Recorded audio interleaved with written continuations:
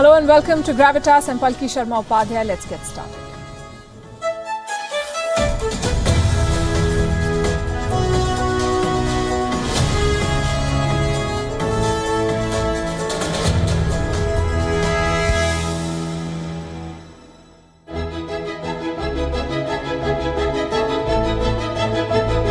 I campaigned as a Conservative and I will govern as a Conservative.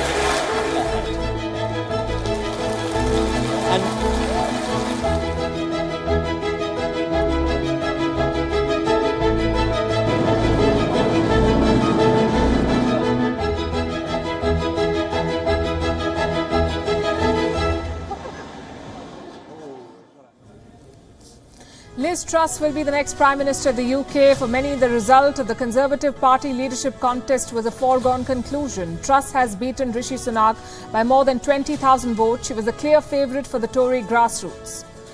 They propelled her to the top job. So you can say Truss has sailed her way to victory. But now comes the tricky part. She takes over at a time when the UK is facing a once-in-a-generation crisis. Inflation is at a 40-year high. The value of the pound has dropped to a 37-year low.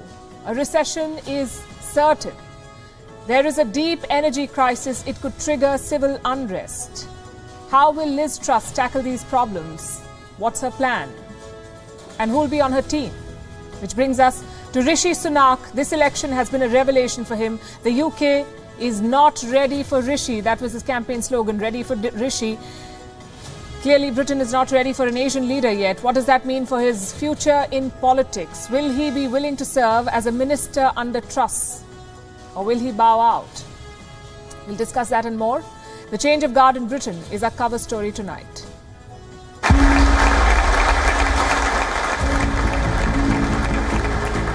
Liz Truss was elected as the leader of the Conservative and Unionist Party.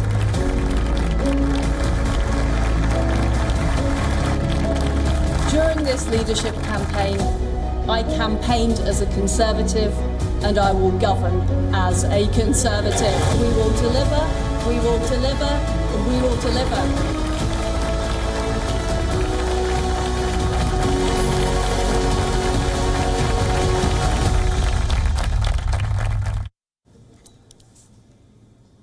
It was bitter, it was divisive, and it was high octane. After weeks of campaigning, the Conservative leadership contest has ended. Liz Truss will be Britain's next Prime Minister. The results were announced earlier today in London. Truss received more than 81,000 votes. Her rival Rishi Sunak got 60,000. Honestly, it was a strange contest. Usually we ask, who is more popular in such an election?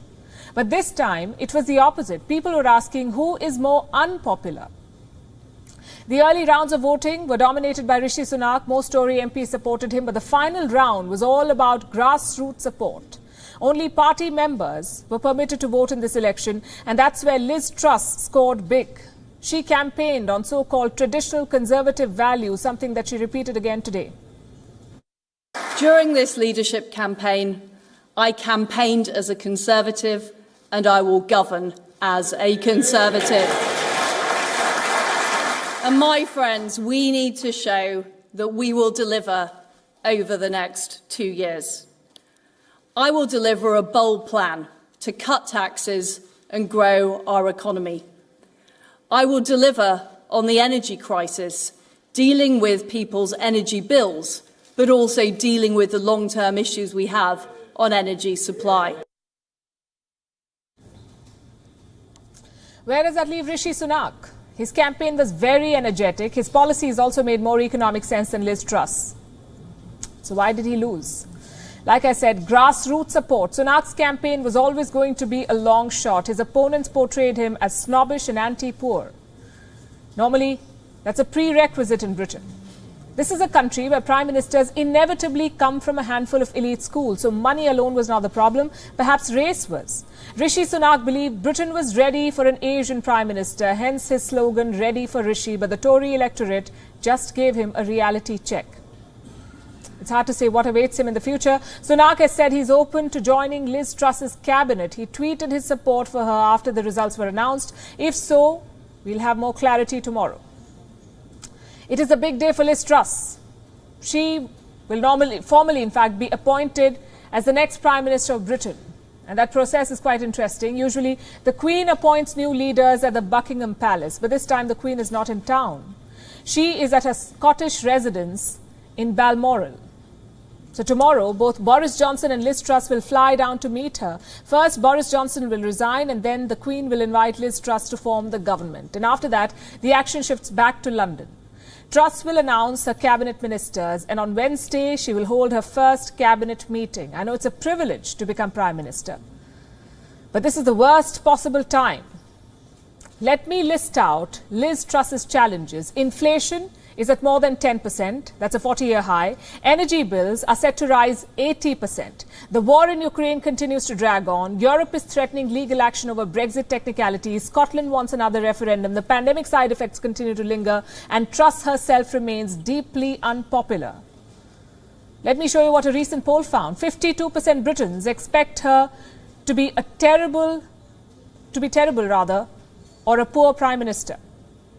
Only 12% expect her to be good. And remember, this was during the election. Most leaders often peak before or during the election. For Liz Truss, it is the opposite. She has inherited a divided and embattled Conservative Party. She has also inherited a country in crisis. The question is, what does she plan to do with it? These are her major policy promises. Truss is opposed to energy rationing this winter. Instead, she has promised to expand energy production. How? She hasn't explained that yet. Truss has also ruled out windfall taxes on oil and gas companies. Apparently, it will stifle capitalism. What about normal business taxes? She's proposing to cut them. Truss has promised tax cuts worth $44 billion annually. The idea is to incentivize businesses, to revive productivity, and finally, immigration. Liz Truss is a proud supporter of the Rwanda plan. Under this scheme, the Rwanda plan, the UK can dump asylum seekers in Rwanda in Africa. In fact, Truss wants to expand this list. She wants more countries to deport migrants too. Now, most of these policies are hardline conservative. Experts are split on whether they will work or not. What about foreign policy? Truss's relationship with Europe is one to watch out for. She had initially opposed the Brexit vote, but now she is a fully baptized Brexiteer. On the campaign trail, she was combative towards Europe. Listen to this. President Macron, friend or foe? The jury's out. But if I become Prime Minister, I'll judge him on deeds, not words. Now, those comments did not go down well. Just to give you some background, Britain and France are close Western allies, so the jury is out is not exactly a diplomatic answer.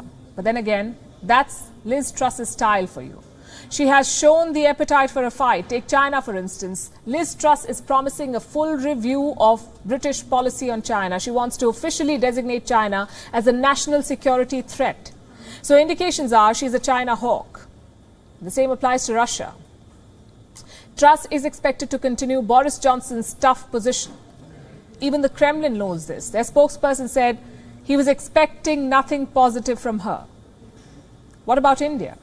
How should New Delhi see her election as the UK Prime Minister? Frankly, it's a tough one. Truss is hawkish on China, which is good news for India, but she's equally, if not more, hawkish on Russia. In April this year, she visited India as Britain's foreign minister. Two things stood out in those engagements here in India. Number one, she saw a lot of potential in trade ties. And number two, she singled out India as an important Indo-Pacific partner, which is good news for both sides. India and Britain have been discussing a free trade deal since January 2022. Under Truss, there could be progress in the talks. As for the Indo-Pacific, it's a wait and watch. Will she continue Boris Johnson's Pacific pivot, or will she be more focused on Europe? We'll have more clarity in the next couple of months. But either way, it promises to be a tough tenure for Britain's third female Prime Minister.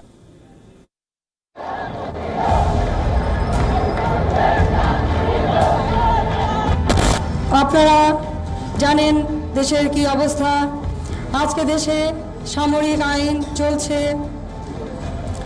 24 March এই দেশে নাই মানুষের কোনো মৌলিক অধিকার নাই বেঁচে থাকার অধিকার নাই বাক স্বাধীনতা নাই সাংবাদিকতার স্বাধীনতা সেই থেকে দেশে চলছে রাজনৈতিক অস্থিতিশীলতা, অরাজকতা।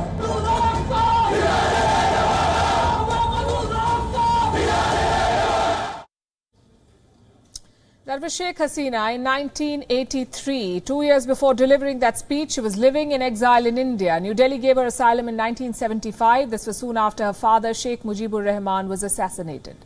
And that's how old and deep Sheikh Hasina's connection with India is. You could say her career in politics began here in India. Hasina was elected the president of her party, the Awami League, while she was in exile in India. And she still holds that position.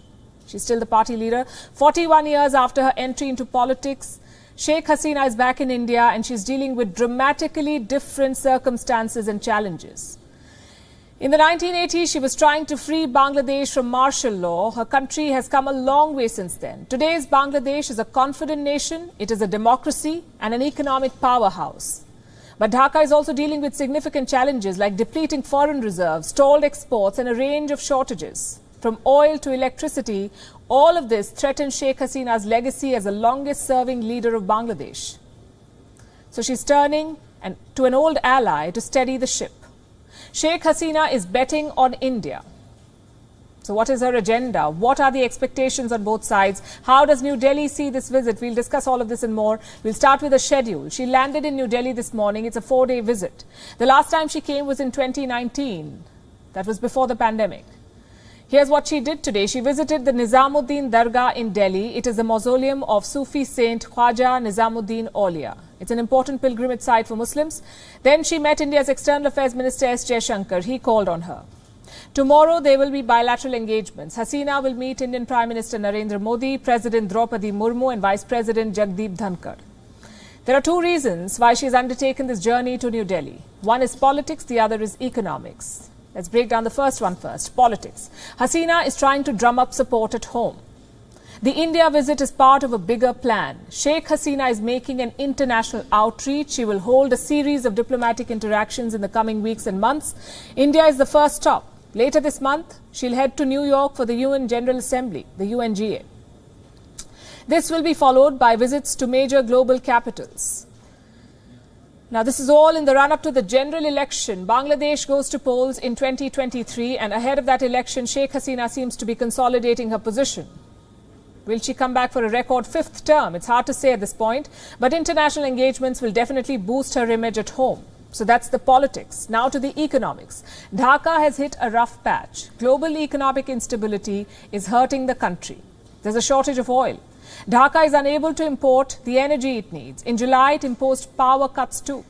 In the same month, Bangladesh also moved the International Monetary Fund. What for? For a bailout. Bangladesh is the third South Asian country to seek an IMF loan. Sri Lanka was the first, Pakistan the second. So obviously there were questions. Is Bangladesh too staring at an economic collapse or a crisis of some sort? Sheikh Hasina says that's not the case. Listen to this. Yes, there are some people, they raise this issue, oh, Bangladesh will be Sri Lanka, this and that. But I can ensure, no, that will not happen, because all our development plan, what we prepare and we implement, always we see that what would be the return, how people will be beneficiary. Otherwise, I don't take any project with just spending money, no. So Dhaka's request is out of an abundance of caution, she says. It wants the money to stabilize its economy. India can help here, and Hasina has come with clear expectations: investment, more trade, and power and energy cooperation. She wants India's support on all these three fronts.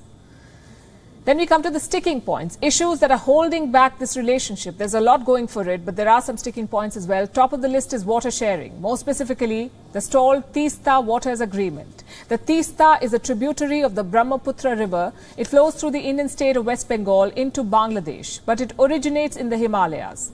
Dhaka has been seeking a pact to share the waters of the Tista. Talks have been on for more than 30 years now, but they haven't reached an agreement. Reports say Hasina has been pushing New Delhi for a breakthrough. And before landing here, she said that India should be more generous with water sharing. It is very sad that we are in a downstream. So water is coming from India, so India should show more broadness, because both the country will be beneficiary. So sometimes our people suffered a lot because of this need of water, especially Tista. We could not go for harvest and so many problems. It should be solved. But yes, we found that Prime Minister is very, eager to solve this problem, but the problem is in your country. So we hope that it should, it should be solved. That's the message from Hasina. What about India? India has its own set of concerns. It is worried about the growing attacks on Hindus in Bangladesh. They have shot up dramatically. In fact, I have some data. From 2013 to 2021, there were over 3,600 attacks on the Hindu community in Bangladesh. This year too, we've seen fresh attacks. In July, a temple, some shops and several houses of the Hindu community were vandalized. And this happened over a Facebook post that apparently insulted Islam, which is becoming a bit of a pattern. Rumors of fake posts are often the trigger behind these attacks. Recently, Sheikh Hasina tried to send a message of unity. Last month, she met with leaders of the Hindu community, and here's what she told them. I'm quoting from what she said.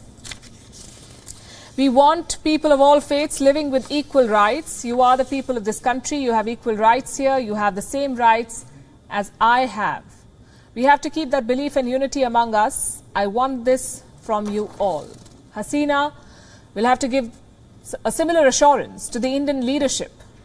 She will meet the Indian Prime Minister tomorrow, and we'll keep track of those developments. For the moment, we're heading to Sri Lanka.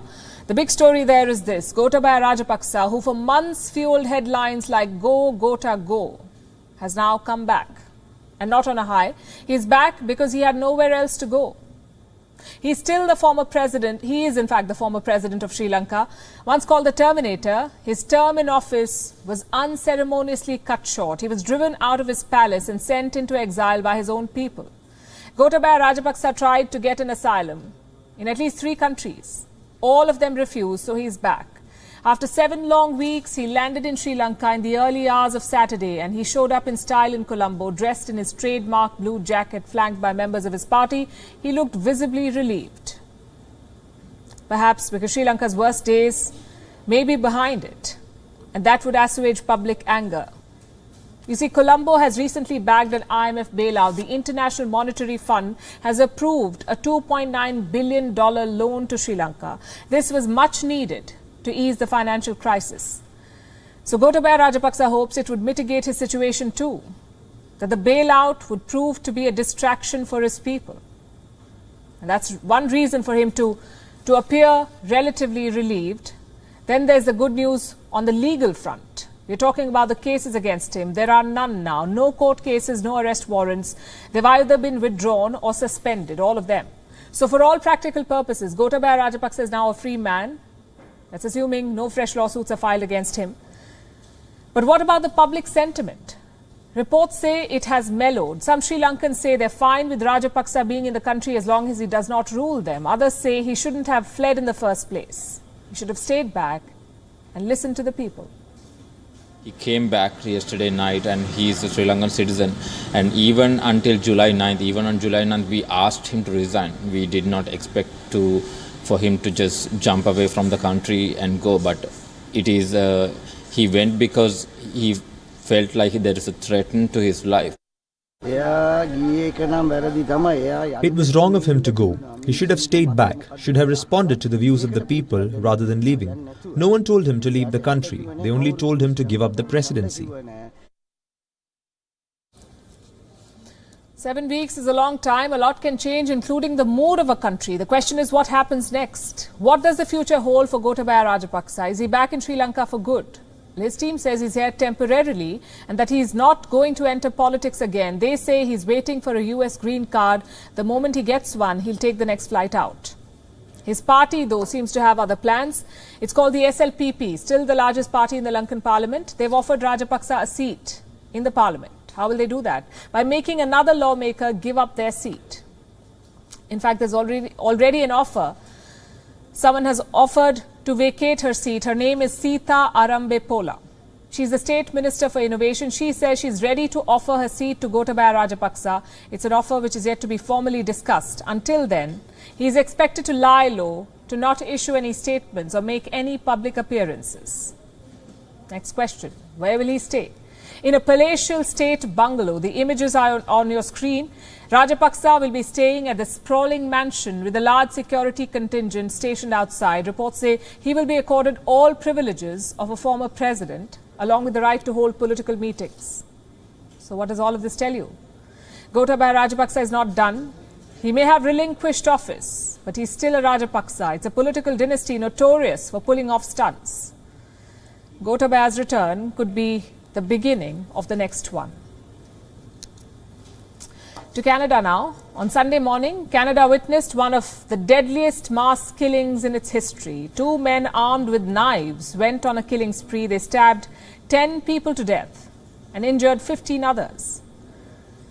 And this happened in at least 13 different locations. Who were the attackers? What were their motives? Have they been caught? Our next story has all the details. 13 locations, 10 killings, 2 perpetrators. This is the story of one of the deadliest mass killings in Canadian history. A spate of horrific stabbings that has shaken the country. It all unfolded here, the landlocked province of Saskatchewan. At around 5:40 a.m. local time Sunday, police received reports of a massacre. The first reports came from the James Smith Cree Nation in Melfort. More reports followed from the nearby village of Weldon. Both places reported a rampage, a killing spree by 2 men. They've been identified as 31-year-old Damien Sanderson and 30-year-old Miles Sanderson. These 2 men stabbed 10 people in 13 different locations, besides injuring over 15 others. The police say some of the victims appear to have been targeted. Others appear to have been attacked at random. They're yet to ascertain a clear motive. We don't have that information. It appears that some of the victims may have been targeted and some may be random. So to speak to a motive would be extremely difficult at this point in time. Our investigation will certainly focus on that aspect of it, though, as well. The nature of the crime is gruesome as it is. What's worse, the 2 suspects are still on the run. They fled in a black Nissan Rogue and have been untraceable ever since. The police is issuing embarrassing appeals, asking the suspects to turn themselves in. If Damien and Miles are listening or receive this information, I would ask that they turn themselves into police immediately. They are considered armed and dangerous. Back at the 13 crime scenes, the mood is somber. Surrounding neighborhoods have been vacated as police and forensic teams search for more evidence. On Twitter, condolences are pouring in. Prime Minister Trudeau has called the killings heartbreaking. The Saskatchewan Premier has called it a senseless act of violence. And the chief of an indigenous body is blaming the crime on drugs. He says illegal drugs invading indigenous communities have led to a rise in such crimes. Attacks of this kind are unusual in Canada. Mass stabbings are even more rare than mass shootings, as Canadian authorities hunt for suspects and Canadian leaders debate their motives. Here's hoping the victims of this tragedy are able to find the strength to recover. Bureau Report, WION. World is One. What is the biggest rivalry in world cricket? Here in India, there's only one answer: India versus Pakistan. The excitement, the tension, the viewership, all of it is unmatched in world cricket. In the last 8 days, we had 2 encounters, 2 India-Pakistan matches in the ongoing Asia Cup. India won the first match, Pakistan won the second one. I'm sure many of you watched both fixtures. I'm also sure you were nervous watching them. Both matches went down to the wire. Now here's my question for you.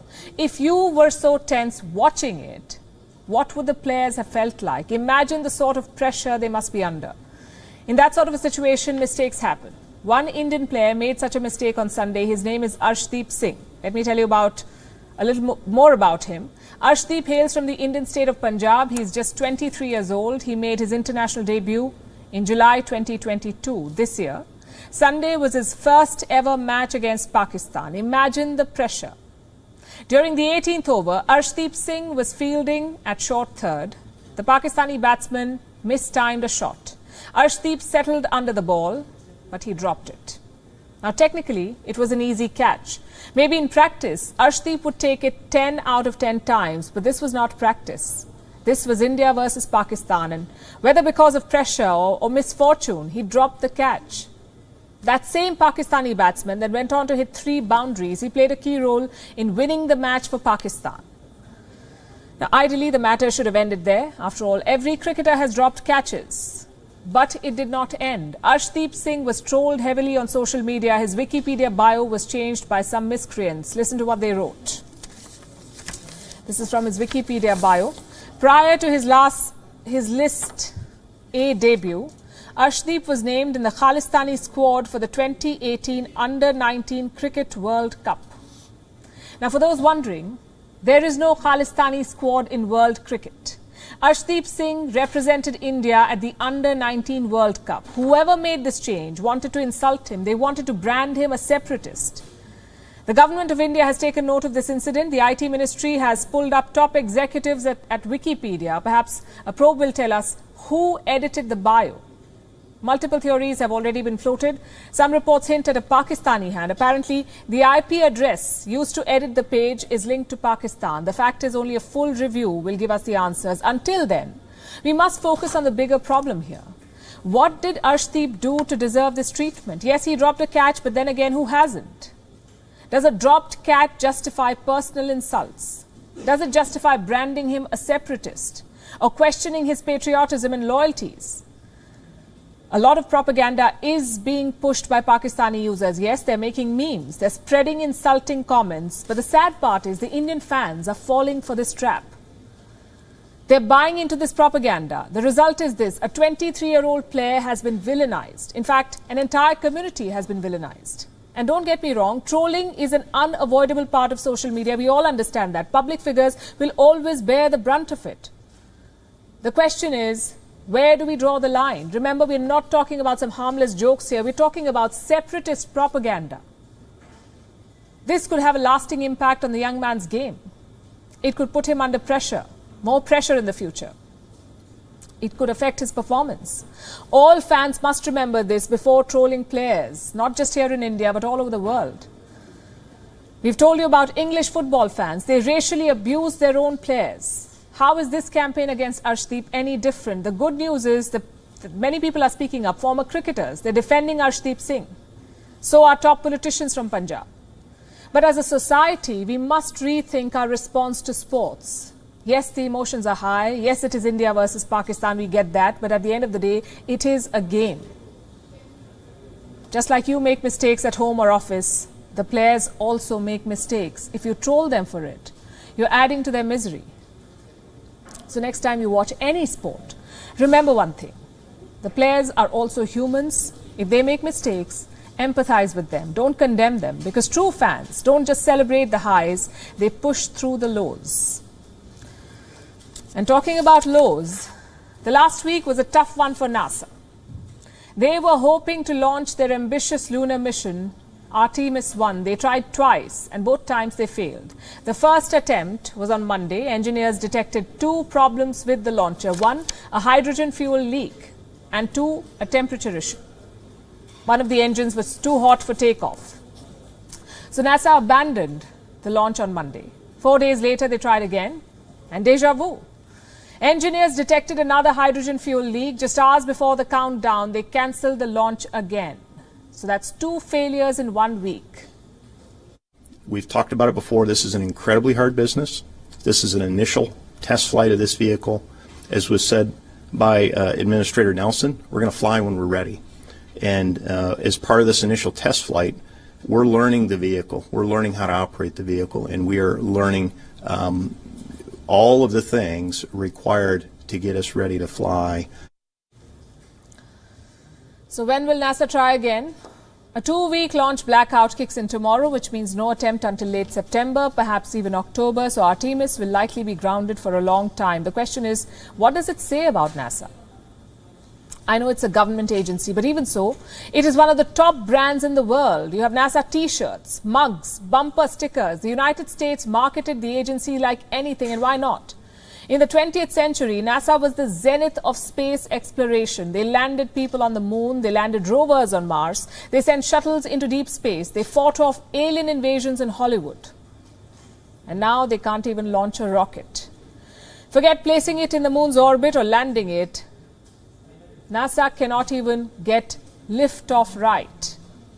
What explains this string of failures? To understand that, we must look into the Artemis program. There are 3 Artemis missions planned. The first one is unmanned, but the second one in 2024 does involve astronauts. They will circle the moon and return. The final one is Artemis 3 in 2025. That mission will land human beings on the moon, including the first woman and the first person of color. I know it sounds like a great, noble idea, but think of the cost. The first Artemis mission could cost around $4.1 billion. By 2025, the expenses will top $93 billion. $93 billion to land people on the moon. The question is, what for? NASA first landed humans on the moon in 1969. Put together, 12 men have walked on the lunar surface. The last one was in 1972. But since then, NASA never tried it. Visiting the moon was considered too expensive and, frankly, pointless. Listen to how former US President Barack Obama dismissed the idea. I understand that some believe that we should attempt a return to the surface of the moon first, as previously planned. But I just have to say, pretty bluntly here, we've been there before. Buzz has been there. There's a lot more of space to explore and a lot more to learn when we do. That was in 2010. Obama said, we've been there before, so why is the US going again? Well, here's what NASA's website says, and I'm quoting, "We're going back to the moon for scientific discovery, economic benefits, and inspiration for a new generation of explorers." I'll tell you what, that is some expensive inspiration, almost $100 billion to inspire explorers. As for the economic benefits, it's a non-starter. The moon has not developed any new resources in the last 50 years, and even if it has, extracting them is a nightmare. So logically, this mission makes no sense. Then why is NASA doing it? For 2 reasons. Number one, to sustain jobs. NASA employs around 17,000 people directly, more than 100,000 if you add the contractors. And aerospace is a lot like defense manufacturing in the US. It is a nexus of multiple companies and suppliers. All of them are working to keep this industry alive. How? With pointless missions like Artemis. Reason number 2, it's a vanity project. The US is not the conquering superpower it was in the late 20th century. It is losing the technology race to China. So what do? Unveil a typical American project. Expensive, wasteful, and pointless. Artemis is supposed to project American tech supremacy. Instead, it is doing the opposite. It is exposing America's weaknesses. Take the rocket engines, for example. NASA got 24 single-use engines for $3.5 billion, almost $145 million per engine. Again, the question is why? Companies like SpaceX use reusable rockets and engines. I could say the same about most of NASA's technology, outdated but expensive. And one reason for that could be the private space race. Companies like SpaceX and Blue Origin, they pay a lot. Their missions are more frequent. They're exciting. So naturally, they attract the better talent. Just think of NASA as one of those old legacy businesses. Yes, they have brand value, but the new companies are miles ahead. Which sums up the United States of America for you. They're throwing money at space exploration, but NASA's problem is not money, it is innovation. Countries like India and China are doing the same missions for a fraction of the cost. If you think about it, it's a reverse of the Cold War. Back then, the US bankrupted the Soviet Union with a space race. This time, they're bankrupting themselves. But that doesn't mean we should not invest in space missions. When done right, scientific pursuits can help solve some of the most daunting challenges that humans face. But what happens when science is used for sinister objectives, which is always a downside and a potential downside? It can set dangerous precedents. Which brings us to the Communist Party of China. It is using science to expand its control over the people of China. Beijing has already built an unparalleled surveillance system. It now wants a new database for Tibet. Chinese officials are collecting DNA samples of Tibetans on a mass scale. These are blood and fingerprint samples. With this database, the Chinese state will be able to keep an eye on citizens for generations. Our next report tells you how. Every human is unique. There are specific identifiers that sets us apart from the rest, like our fingerprints, the iris in the eye, even our voice. These features are not like the password of your email. They are almost impossible to replicate because they are defined by your DNA.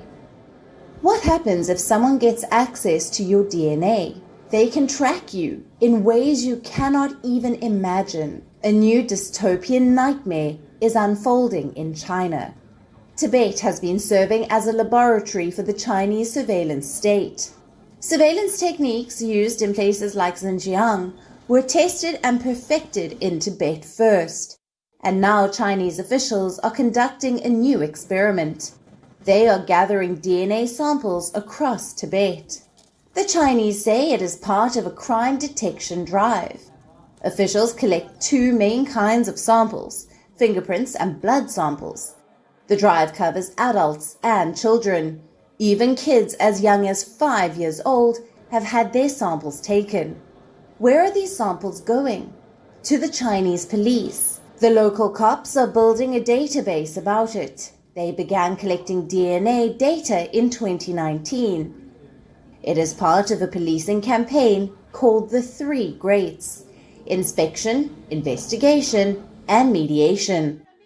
This database can have a devastating effect on the Chinese society. Using it, China can identify not just dissidents, but also their families, even their close relatives. This is the next frontier for surveillance in China. DNA data is less likely to change over long periods of time. That's why the Communist Party is keen on building massive DNA databases. With millions of records in its archive, the Chinese state can track families through generations. What could that look like? Here is how Chinese investigators could use the DNA database. When they look for a suspect, they'll know about his or her parents, grandparents, even the ancestors. It will be the most comprehensive profile of a citizen. For Chinese investigators, such databases can generate a list of targets to go after. The Chinese state can even surveil future generations. DNA sampling tightens the Communist Party's grip. It makes sure the party stays in control, not just today, but in the future as well. Bureau Report, WION, World is One.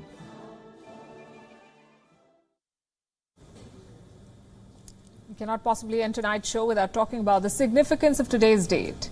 It is the 5th of September. It is Teachers' Day in India. Every year this day comes packed with memories. Memories of school, memories of putting up performances for teachers, wrapping up presents for them, celebrating them. In school, we look forward to Teachers' Day. In college, we still have our favorites, but the nature of celebration changes. As we leave our classes and pick up jobs, teachers tend to disappear from our lives altogether. Homes and offices have no teachers. Some have coaches or mentors, but most people fumble their way through their career and their life. Why do you think we do that? Because we are grown up and we believe that as independent professionals or individuals, we don't need teachers or gurus. We believe we don't need someone to tell us how to do things right all the time. But look at sports persons. They all have coaches. Irrespective of their age or their career or their rank, every player worth her salt has a coach. In India, the game of cricket is synonymous with Sachin Tendulkar. He's called the god of cricket. And the god too had a coach. His name was Ramakant Acharekar. He made Sachin Tendulkar the master blaster that he's called today. Sachin wanted to be a fast bowler. Acharekar pushed him to be a batsman because he saw a future for Sachin that Sachin himself could not see. Achrekar told Sachin's father to change his school, to enroll him in a campus that gives more importance to cricket, a school that has summer camps and better training facilities. Sachin's father followed the advice and it changed the boy's life. That's what gurus do. Show you the path, give you the nudge, help you realize your true potential, and you don't have to be in school or college for that. You could use that at any stage in your life. Good teachers or coaches don't just train you in a discipline, they teach you how to lead your life, how to conduct yourself, and to deliver your best. You must have heard of P.T. Usha. She's the queen of Indian track and field. P.T. Usha was just another village girl in Kerala. She was spotted by O.M. Nambiar, a retired Air Force man. They say Nambiar was impressed by how fast she could walk. I knew she could become a very good sprinter, he once told the press. So Nambiar coached the village girl and made her an Olympic-level athlete and a household name. You may also recognize this woman. Her name is Deepa Karmakar. She put India on the world gymnastics map.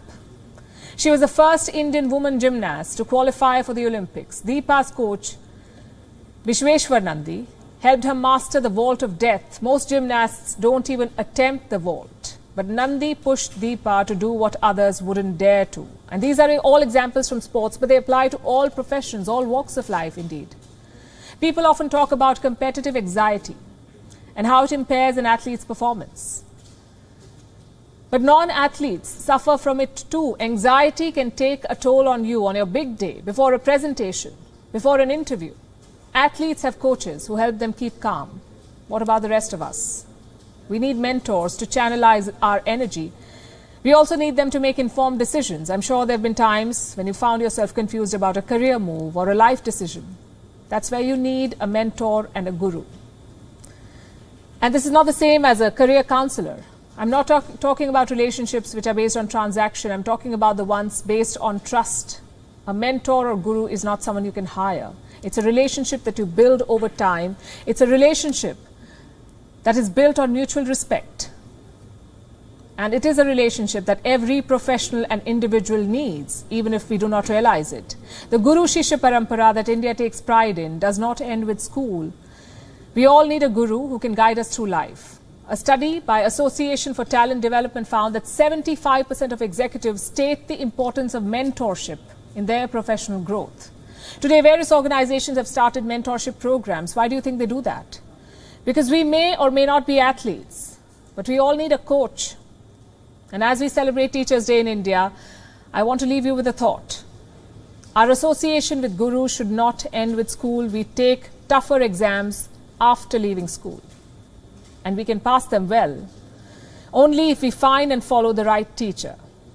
So happy Teachers' Day. If you haven't already wished your teacher/mentor/coach, do it now. We'll take a look at what else is making news across the world. Time for Gravitas Global Headlines. Ukraine nuclear plant's last working reactor is switched off from the grid, says the operator. This as the Russian-controlled Zaporizhzhia nuclear plant has lost its link to its last remaining main power line. The Kremlin says the halt of gas deliveries to Germany via the Nord Stream pipeline was caused by Western sanctions that prevent the maintenance of its infrastructure. A suicide bomber strikes near the Russian embassy in the Afghan capital of Kabul, killing 2 staff from the diplomatic mission and wounding several other people. Kenya's Supreme Court upholds President William Ruto's election victory, throwing out a petition brought by opposition leader Raila Odinga. The euro sinks to a new 20-year low against the dollar, following the announcement that Russia would cut off gas deliveries to Germany via the Nord Stream pipeline. At least 46 people killed after a strong earthquake strikes southwestern China, as violent tremors in a remote region damaged homes and left some areas without electricity. A rapidly moving fire in northern California has burned about 1,720 hectares of land on Sunday and prompted evacuations of thousands of residents. 8 people have died climbing a volcano in Russia's far east. 4 more are believed to be stranded after severe winds forced authorities to abandon a rescue attempt. The group of 12 included 2 guides. Australian Nick Kyrgios has ended Daniil Medvedev's US Open title defense in New York with a thrilling 4-set win. The 23rd seed completed a 7-6, 3-6, 6-3, 6-2 win in the last 16, which also means Medvedev will lose his world #1 ranking. Wimbledon runner-up Kyrgios will face Karen Khachanov in the quarterfinals. Dustin Johnson has claimed his first LIV Golf Series title after a dramatic playoff victory in Boston. The 2-time major winner holed a 35-foot eagle putt to beat Chile's Joaquin Niemann and India's Anirban Lahiri in a 3-way playoff. That is a wrap. Leaving you with Gravitas Images. Thanks for watching.